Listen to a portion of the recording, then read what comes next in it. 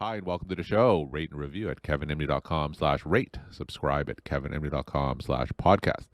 Today, we welcome back on the show Heidi Chumley. She's a family physician, and she's the dean at Ross University School of Medicine.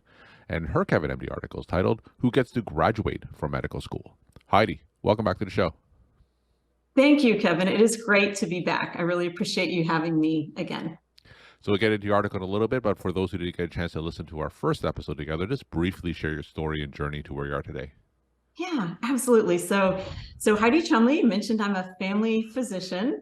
I trained at University of Texas Health Science Center in San Antonio, did a residency there, did a fellowship in academic medicine there, then went on to be on the senior leadership team at University of Kansas School of Medicine, spent several years there, and then about 10 years ago was recruited to lead an international medical school out in the Caribbean. That was American University of the Caribbean School of Medicine about a year ago. Moved from that school to our sister school, same parent company, but our sister school, Ross University School of Medicine on the lovely island of Barbados.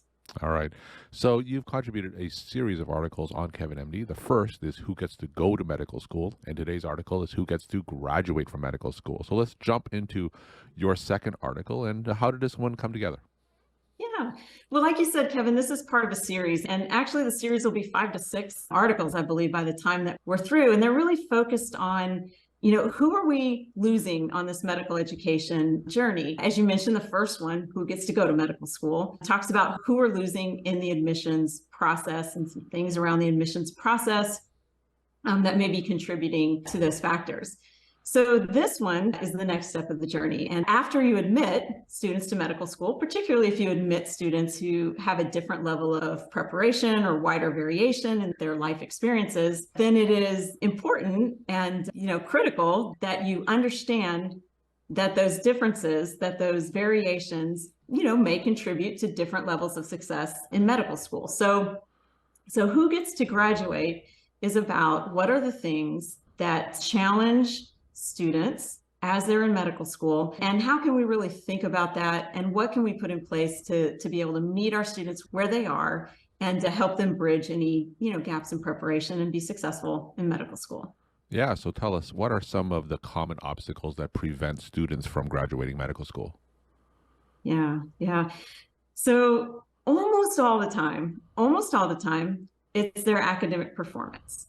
But if you ask any medical educator, when they will tell you, well, it's the academic performance, but it's never about academics. It's never about how smart people are. It's never about their ability to do skills. It's not those things. It's always something else in life. It is other things in life that come into play and that really affect people's abilities to perform at the level of academic performance you've got to do to be successful in medical school. So for your physician and your healthcare provider audience, we know this in healthcare, right? We talk about social determinants of health. We understand how individual situations, really can impact somebody's ability to be healthy. Well, the same thing is true about learning. And just because someone is admitted to medical school does not mean whatever social determinants were around them earlier in life have now changed. In fact, they haven't. And in many cases, some of them have gotten even more strained. If economic instability was something that was a challenge for you, going to medical school, not being able to have a job, increasing debt certainly can become, a major factor. So it is those types of things. It's physical health, it's psychological health, sense of belonging, sense of confidence. Those are the types of things that we see and can really help work on with students and let them get to their peak level of performance. So can you walk us through a typical case study of how some of these social determinants can affect a medical student's performance? Walk us through a typical case study that you would see. Yeah, absolutely. So unfortunately, a lot of times the case starts with a bad grade, right? And let's say you get to your first exam, students do poorly on the exam. What we do with students who do poorly on the exam is begin to engage with them and ask them their stories. So I'll share a couple of stories with you that I think will illustrate, the point. The group, if you will, that gather stories are people that have already formed a relationship with the students, and can include, advisors, peers. We have student peers, we have, faculty advisors, We have wellness counselors, so a large group of people that really begin to engage with the student, try to figure out the things that are going on. Generally, we find things that have interfered with the student's time. So something happened back home. A parent is now ill. There's been a change in the family's finances that they, need to intervene or work with. And we find that they're spending a good amount of time on things other than medical school because life has come up and in the way. And unfortunately, you can't, make life go away, right? So the things that we work on with people are how do you manage those? How do you engage your network? Who is your network? Let's figure out how you expand your network of people that can help you so that you begin, to really be able to focus back. So that is one common thing that we see. Another common thing that we see is, simply the skills and study habits that somebody used were absolutely fine to get you through college, but really not going to work for you at the next level.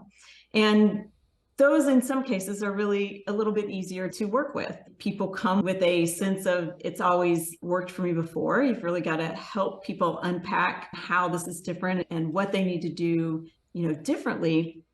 But that one sometimes is a little bit easier to deal with in other situations that people So what have would be in an life. example of that? Because you assume that people who do get into medical school, right, they've passed the MCAT, they presumably got a very high score in that, a high GPA, high science GPA, so it's already pretty rigorous just to get into medical school. But you're talking about the next level study habits where previous habits may not have worked. So what would be an example? Yeah, so you can be an absolutely fabulous memorizer and get to the level of getting into medical school. Once you get there, the information that you need to be able to manage and work with is now more than you can really memorize, right? So you've got to unlearn that the way that you learned, which was, I know what every single PowerPoint says, I know which line, and I can call that up to a deeper learning and a deeper understanding of what actually is going on so that you can answer questions that you haven't seen before.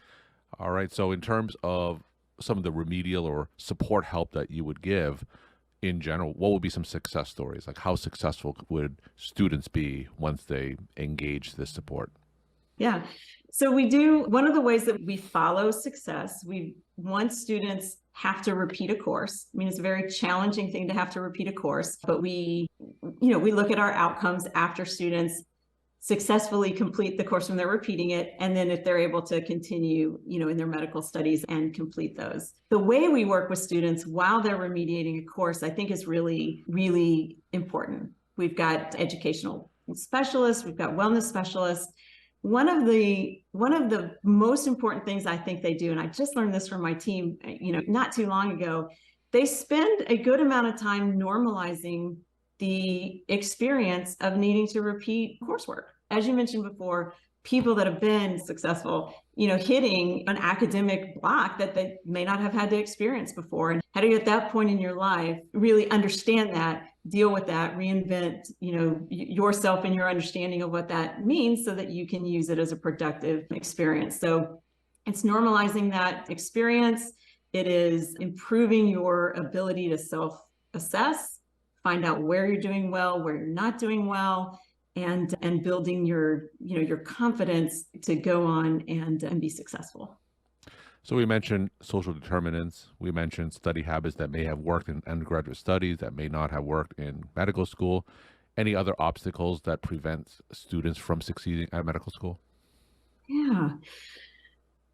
So I talked a little bit about this concept of confidence and belonging. I think those are really important concepts. I got this isn't my work. This is work that people did 10, 15 years ago, I think in the University of Texas system with college students when they talked about who gets to graduate from college. And what they found, the themes there, that confidence and belonging are really important and difficult to measure. It's hard to build a regression model that shows this is a factor of what you're doing.